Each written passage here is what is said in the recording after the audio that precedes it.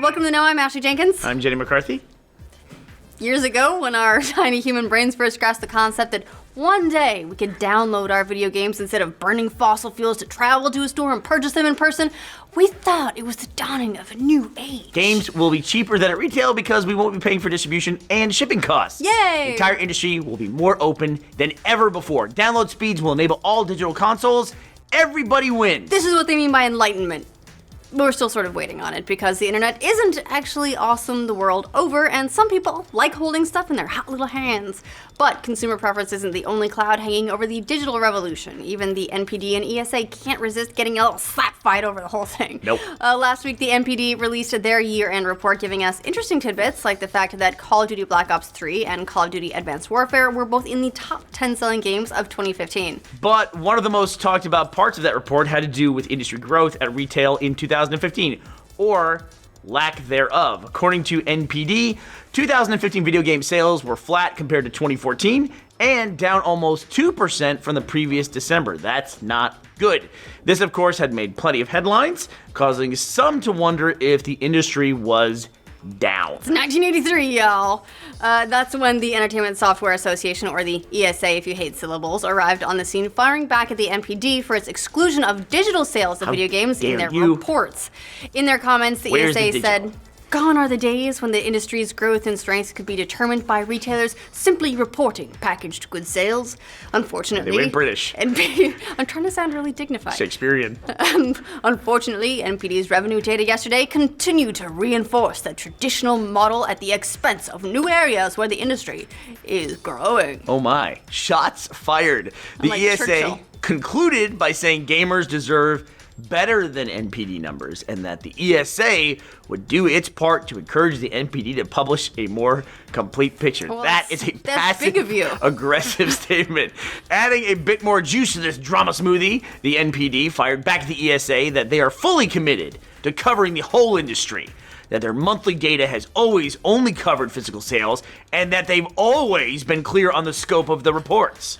I'm British and you're angry. On the surface, this seems like good, sincere criticism of something that's become a problem in recent years, the shroud that's been placed over digital video game sales, which some argue hurts us gamers. If nobody's disclosing the sales numbers of digital goods, they can justify the arguably high prices until they're blue in the face and we don't have the data to know better. But remember, Ubisoft last year did something similar when they claimed that digital sales are slower to catch up to price fluctuations than retail. But we don't get any data for that, so we just have to trust them. Right. But the politics in play here are complicated. For one, the NPD's monthly report isn't meant for consumers. It's meant for retailers and other companies to make strategic decisions about big important things like marketing and supply and how many corporate jets they can afford in the near future. I want a corporate jet. They only get 3 per quarter. What's that? They only get 3 jets per quarter. That's all we can afford. That's it. The 4th jet is just, that's just overkill. It's unreasonable. It's not distributed publicly. It's just benevolently given to us each month by angels, I guess, or people who have access. It doesn't really behoove the NPD to include digital sales numbers in these reports since those don't directly affect retailers. Well, I pronounce it behoove. It's behoove? Boove. Boove. Well, except that companies like GameStop might have been better prepared for the drop and fall projections if they'd had access to digital sales numbers.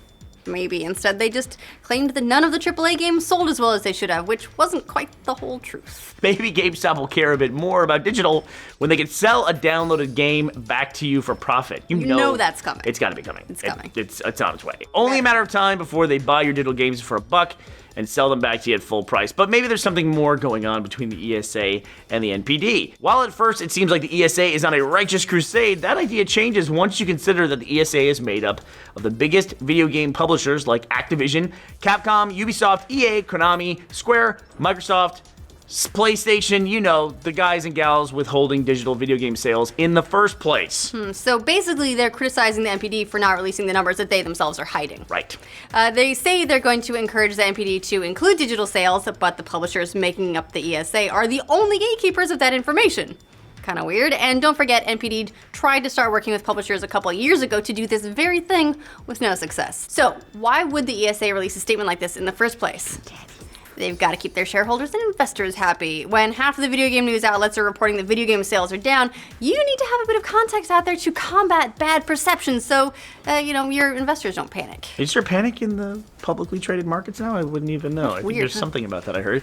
So, just how big is the gap in the digital reporting? While the overall split of digital versus retail for 2015 is nowhere to be found, we do have a few reference points for digital from a comprehensive report about 2014 published by, incidentally enough, the ESA. We know that digital sales accounted for just over half of the $22 billion in U.S. video game sales at 52%. And thanks to market researcher Superdata, we also know that the worldwide numbers for digital sales hit 5.5 billion in October, just October, and that was up 7% from 2014. Like a Powerball. Yeah, gaming's projected to have brought in $90 billion for 2015, with that 1 month of digital sales already ticking up a significant chunk, which indicates that digital sales could be overtaking physical more quickly than we realize.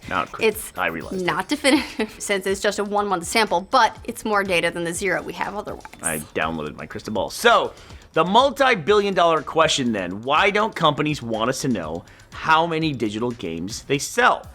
There are a few reasons, but the biggest one is there's almost no strategic reason to release more information than they have to, whether you're a publisher or whether you're a distributor. Doesn't matter. Nope. On the distributor side, there's different reasons. We're talking Nintendo, Sony, Microsoft, Valve. They're the companies that could enlighten us on the majority of this information.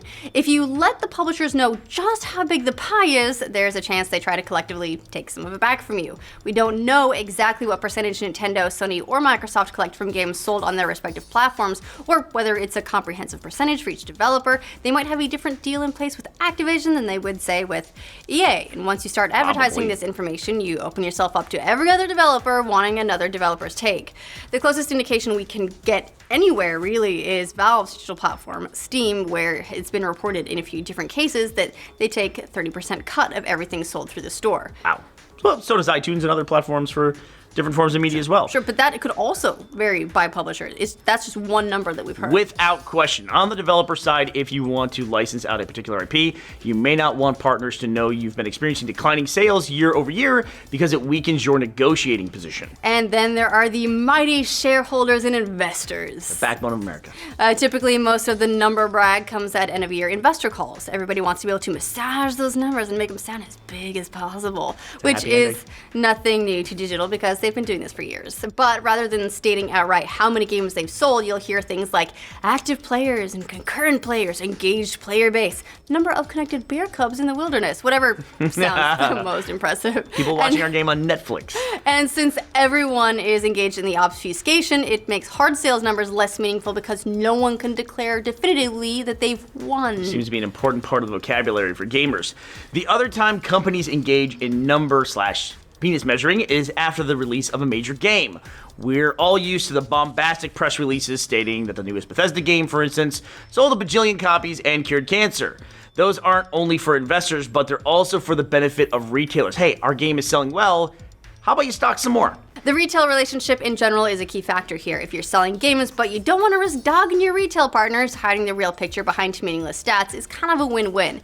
Even though retail games business is shrinking, it is still a huge part of the overall business model. In fact, Sony said back in 2013 that digital prices are so high because they're trying not to undermine their retail partners. Typically, publishers wait until they can't squeeze any more retail sales out of the full price before they start discounting digital copies of games. So the very too long didn't read version of all this is, nobody's going to disclose anything about digital sales until there's a potential benefit for those disclosures. And right now, there's nothing but downside. Publishers, developers, and distributors will continue to trump up these numbers and keep full disclosure at arm's length for as long as they can to protect themselves and their partnerships, but mostly themselves, which are part of their partnerships. For now, everyone not a consumer is totally okay with that. And while we've taken some pretty decent strides in the last decade towards that all-digital future in the sky or cloud or whatever terminology you want to throw at it, we've still got a ways to go before industry business models reflect it and we really see some major benefits. Basically, retail would have to die, which won't be happening anytime soon. No. In spite of increasing share of digital, there's something about physical stores that they retain that perception of legitimacy and prestige, not to mention the people who still prefer discs they can scratch up at will. There's still music stores, so what are you going to do? Do you care if video game companies hide these numbers? Would the world suddenly change if you could declare clear-cut winners again? Let us know in the comments below. Just think of all the extra videos we could make. To stay up to date on the newest slap fights between gaming organizations and the state of digital games, remember to like this video and subscribe to The Know. And don't vaccinate your kids. I'm Jenny McCarthy. All right, that was the long play, Kevin. What?